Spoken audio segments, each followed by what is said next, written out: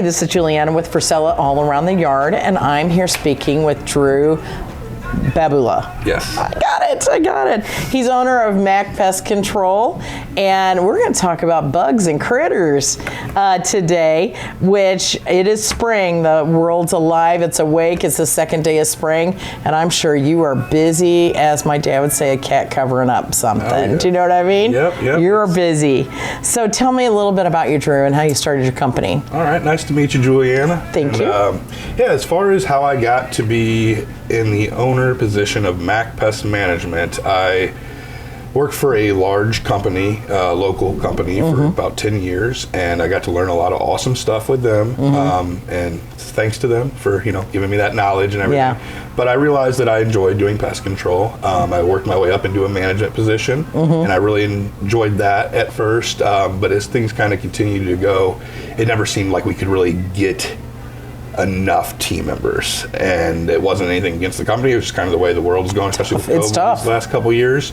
And it made it extremely hard to get decent people in and to be able to trust them to get the work done. All the while bringing new customers on, because it was a growing business that wasn't slowing down at all. Right. So born was MAC, and the reason we chose MAC actually is because it encompasses all of my immediate family's name. So my wife, myself, and our 3 children. My legal name is Andrew. So I have an Addison, and then there's Megan for the M, Caleb and Chloe for the C. Nice. So, but on top of that, MAC was to stand for Make a Change. Nice. I really enjoyed the customer service aspect, making sure that, somebody who called in for pest control needs or whatever, had us out for an inspection, was getting what they needed for their specific home, and they weren't being, sold something they didn't need. The company I was with was really good about addressing people's direct issues as opposed to overselling or anything like that, which was awesome. But at the same time, there was times where I couldn't control how it was done. So it was time to make a change and do things differently, and being in charge of it for myself and hopefully for some generations ahead of me. To come, it'll be something so I can what teach the way out. Got you into pest control from being just a young guy saying, I'm going to kill bugs? Well, I had actually worked at a lot of different companies doing things from building pools to replacing marble floors. So I'd done all sorts of odd jobs and tried to make those my career, but ultimately, you never felt like you were recognized in a lot of these positions. So I joined on with the larger pest control company because a couple of my friends worked there from middle school, high school, and I finally reached out to them to see what they were doing. They both loved what they were doing. So I was like, well, maybe it's good for me too. Yeah. And they're like, oh, you can't really, you're not like a raccoon wrangler type or anything like that. And I was like, yeah, you're absolutely right about that, but you should check it out. So I got into it and just kind of, there'd been a lot of things I'd done before that I wasn't necessarily standing directly behind, and which is why I would have changed positions and looked for a different career. Pest control is one of those things actually that I do believe if you're in need of it, it can be an awesome service for you, and a truly beneficial service. Well, everybody needs it. Yeah. No matter how well sealed your house is or things that happen, environmental issues, whatever, we all need pest control, pest management at one time in our lives, many more than others, but at times, but we do it. Getting back to, the pest management, we'll talk a little bit about that. I have to worry all the time about natural. Bugs are natural. They're here. They like dirt. They get into my plants, things like that. So I use chemicals, and I use them wisely to help me control my pests. Some are beneficial. Some pests we need to introduce into the wildlife or into plant life so they can eat and they can do their thing to help. But, I welcome all the bees and the butterflies all I can. I don't want to kill them, so I need them to pollinate our food. Absolutely. And so you got to have them. But this time of year, we're all worried about everything's waking up. Oh, yeah. What kind of pests are you mostly seeing this time of year? There's a lot of stuff that's coming out as, the weather starts to warm up. I think the most frequent things that people are seeing, the number one call I'm getting right now, and it doesn't surprise me, but it might surprise you, it's ants. No. With all the, the humidity, all the rain. And then on top of that, you got these temperatures going, you know, up to 70-ish and getting back down to 30s. It's funny you mentioned ants. My husband works for the city of O'Fallon. He opened up a ped. It was full of ants. Yeah. They just said, I'm like, oh my God, you said ants. Yeah. That's not the most normal place to see them, but you know what I mean? I've found them in all sorts of places that just, you know, would surprise you. Most people think, oh, you know, they're coming in from outside, and most of the time they're right, but other times these insects, they lay dormant inside the voids of your walls, you know, sometimes even behind insulation, the basement, stuff like that, throughout the entire winter until the weather, and true spring is now, but, you know, I mean, I'm sure we had warm days, and I mean, I can attest to it. A month ago, you know, these insects, they don't realize that it's not March, it's not almost April.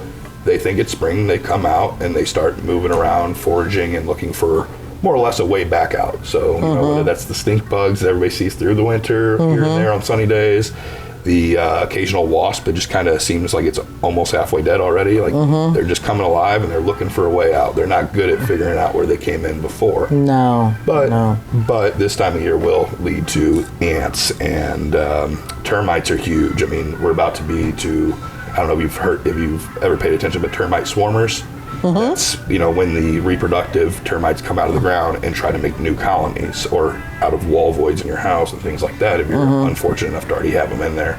But I mean, everything's waking up, you know, stinging insects. You know, I'm not going to target bees or anything like that. I do my part too. I'm a big fan of bees, actually, and my parents do.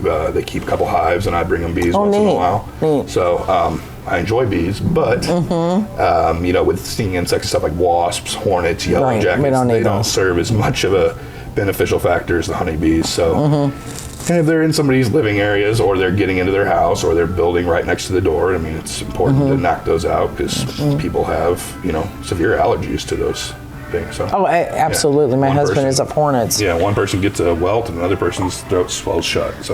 So is pest management a year-round thing? You know, as far as we know things go dormant, but how do we prevent pests from entering our living spaces year-round? Just staying proactive. And that's something I preach to all my customers, you know, potential customers. If I go to, you know, meetings with people that you know, are just curious about it, I always explain that, you know, being proactive with pest control is going to yield you the best results. Typically when people are calling for pest control, it's because they already have an issue. I have gotten a lot more recently of people that are like, hey, I just want to get ready for spring, you know, and it's like, okay, you're doing it at the right time. You know, let's try to stay in front of this, but it is very important to do it year-round. Now, some houses can be done on a quarterly schedule. The most common that's going to work best for people, especially if they have any type of, you know, wood line or any water near them or anything, you know, if you live in a concrete circle, you might be able to do it every 3 months. The products are going to last just about that long, but a lot of these products break down every 60 days outside. And whenever it's winter and these pests are, you know, not active outside, well, we don't get cold enough that they just all froze off and died. If that was the case, we wouldn't have them again next year. You know, they go dormant, they lay in crevices near the house, they stay warm off of the heat of your house, and a lot of them get into the wall voids, things like that, behind siding, and they just, you know, go dormant. Just go to sleep. So yeah, exactly. When it gets warm, they'll come back out. So a lot of people will be like, oh, well, do I really need to do something in November, December, or January, February? And you know, I mean, I explain to people I don't like to spend their money for them, but here's the reason why I do it. And because you can target those insects at that point differently. You know, a lot of customers don't have you inside every time, which is okay too. But it is good to get that treated in the winter. You know, I mean, if something's alive, it's going to be closer to the house, closer in the house, closer to you at that point during those cold months. So I'll tell you something my customers kind of ask me, and I get this question, is mulch around in my landscaping bad? Or is it something that brings bugs? Or should I do preventative maintenance when I have mulch near my house? I like that last portion best. Yes, preventative maintenance. Because you're never going to get rid of mulch. Like some people prefer the look of mulch, some people might prefer the smell of mulch over, you know, rock or something like that. And it's definitely I prefer mulch personally. It's definitely a heck of a lot cheaper. So as far as that goes, the risk in mulch is you're putting wood up against your foundation. So if people want to do mulch, if they want to do rock, if they want to do any type of decorative border like that, the most important thing they can do is make sure their foundation's still exposed. So for instance, on the back of a lot of new homes, and I know they're not putting landscaping back there, but they try to bring that siding all the way down to the grass. Aesthetically, looks great. I would much prefer, 2 inches to a foot of, exposed foundation right there, because that's going to give you a lot. It's going to allow you to be able to see if termites are sneaking in behind that siding. If you can't see that, then you won't know they're there till they're. You have no idea. You already have that problem at front porches because your porch comes up to, concrete, and it meets, whether it's siding, brick, or whatever out there. So you already have that hidden spot. But if you have other areas around the house like that, you got other places you have to worry about. So mulch can bring in termites. It definitely is going to hold the most moisture, which is going to be ants, termites, even spiders, everything needs it. So you have those insects there, other insects are going to come. So it's wise for us to do preventative maintenance or preventative pest maintenance or management when we have our landscaping near the front of our homes. Absolutely. Perfect. Chemicals are a lot of people are worried about chemicals, using them around children or pets in their home. I know you have children, probably have pets. Yeah. You're using chemicals. Absolutely. What is the safest way for us to use chemicals? The safest way to use chemicals around the house is to know what you're putting down, read the labels, and apply them correctly. All pesticides, much like herbicides and everything else, there are chemicals. They are technically poison. It's not something you want to have a cup of or anything like that. And it's not something you want to dip your hands into. All of them are different, and some of them can have zero effect on somebody, and while other ones could be, extremely detrimental. So, the short answer on that is just to be safe. My honest opinion on it is I did it for 10 years. I've been doing this for 10 years. I know I can correctly do it. I like to put faith in other pest control providers that they are training people and that they could do it as well, just hopefully as good as anybody else. It's just about being safe with it. So if you're going to apply it yourself, make sure you wear the right PPE. Make sure you're reading that label and seeing if it has to stay away from, wells and things like that. You don't want to leach things into systems that they don't need to be there. Most products are going to say, hey, only treat so far up the foundation and so far off the foundation. And there's other products that you can go out and treat the whole yard with. So really, it's probably easier for me to call you, which you have all the knowledge of all the chemicals, to use that and treat my area and do preventative maintenance. Because I looked at some of the prices. Preventative maintenance is, for you, a whole lot cheaper than me buying Weed Be Gone, Raid Be Gone, whatever it is called, and me trying to do it, and I do it incorrectly, and I'm still paying a ton for that chemical. Exactly. And there's some things, there's always do-it-yourself folks that want to do it, and I'm very much that way. I bought trees tons of times from you guys, and I'm sorry I've never let you guys plant them, but but if you plant them, we encourage it. Exactly. So not a big deal. So it's one of those things that if you want to do it yourself and you don't have major issues, take a stab at it. But there's other things out there when it comes to serious issues. Like termites. Yeah, termites. It's not something you're probably going to solve on your own. You're not solving them on your own. You're going to spend a lot of money to do it, and you probably only need to do it once, so then you have all that equipment for that. Can you do termite prevention? Can you put those little things in your yard before they come, or should you wait till they come? No, you absolutely should do a preventative against it. Okay. That's another huge thing I preach. I just always explain, hey, I know that you don't have termites. I took a look at the house for you. I know that we're already going to be doing pest control here today, and it's going to be this much. But I just want you to let you know, I do offer preventative termite control, and it costs this. It is a lot cheaper to do a preventative treatment, by hundreds of dollars versus, wait till you have wood damage in your house. And you're spending, a couple $1,000s for the termite remediation, but then you're having to tear out wood and putting that in from what they damage. Sometimes it can get to that as well. How quickly can termites damage a house? That's kind of tough. They can do it fairly quickly, but as far as your house falling down from it in a matter of weeks or anything like that, that's not going to happen. But they could do some damage over a season. Yeah, absolutely. I've seen them go up a wall, and branch off where it looked like whenever you pulled some of the stuff that was covering the wall off, it looked like trees and branches coming off of it, and that was during one season. And that was just from termite tunnels. The foundation to the attic. Yeah. So it just depends on how many you got there, and sometimes there's more than one colony in a home. Even it could be one on one side and one on the other, and they might go after it at the same time. But it's enough that it's definitely worthwhile just to do something about it beforehand. Companies offer everything, including myself, offer everything from like soil rod treatments, which is what I recommend. It's just like getting a barrier around the entire house, kind of like a defensive moat against termites that they can't see. So as they come up into it, they don't know it's there. They pick it up, they bring it back to their family members and all that stuff, and knock it out of the colony. And that's, because you can have colonies all over the yard, and when people say, hey, well, do I have termites? I'm like, I mean, probably somewhere in the yard. Whether or not they're going to come to your house, I can't tell you that. It's just.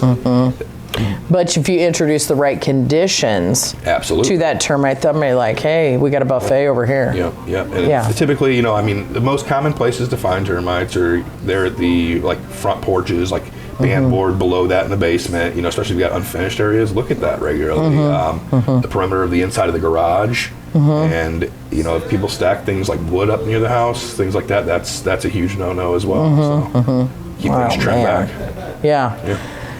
And now you guys in your pest management, do you do animals, critters too? Yes. So I do. Me personally, I work with moles. It's not my favorite thing to do, but I'm pretty good at it. So it's not something I regularly advertise on my website. I think I might have it on there as like an add-on.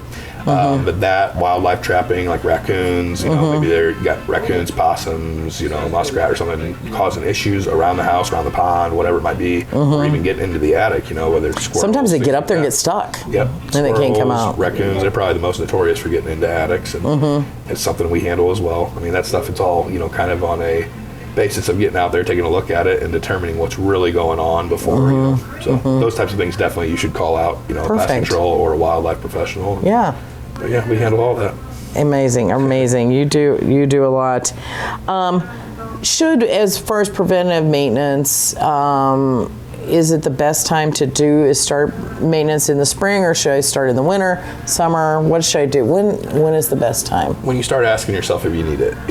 So if you haven't been doing it already, a lot of people are like, hey, I got to switch over. I haven't really cared for how this company's been doing it or whatever it is. That's a lot of. Or I'm done doing it myself because I can't seem to be or I don't successful. Have time or whatever it is. So I would say if you had to pick one time out of the year, yes, it'd be end of winter going into spring. Okay. Just because you have the best chances at getting in front of more pests, keeping that barrier there and preventing as much from coming in as possible. Like I said before, stuff can live inside the house, so sometimes once you treat that in the spring, you might notice a quick spike in activity for the first couple days just because you disturbed something that didn't want to be disturbed. No, that's been there for a while and happy being there. So if you had to pick a certain time of the year, it'd probably be early spring, late winter to get started on it. But okay. I mean, from a business owner standpoint, you should do it all the time. Yeah, absolutely. But spring, probably the ideal time, early spring. Absolutely. Yeah, perfect. Well, thank you, Drew, for spending all this time with me. No problem. I understand, pests and pest control. I just had to kill termites out of my dad's house, so I know way more about termites than I'd ever want to know. Yeah. And it's definitely something that I want to prevent because I saw what damage they do.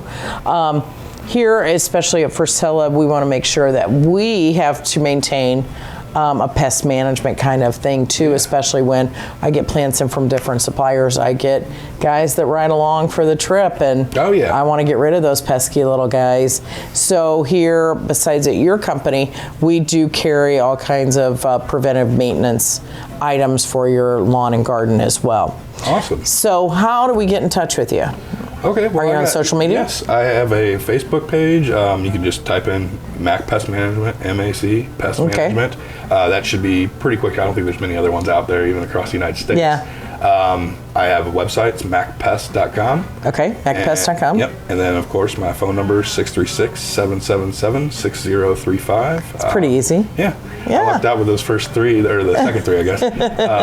It wasn't a choice, so that was just what they gave me. I was like, I like that. So those are the best ways to get a hold of me, and through my phone, honestly. I mean, I encourage people to send me pictures of pests.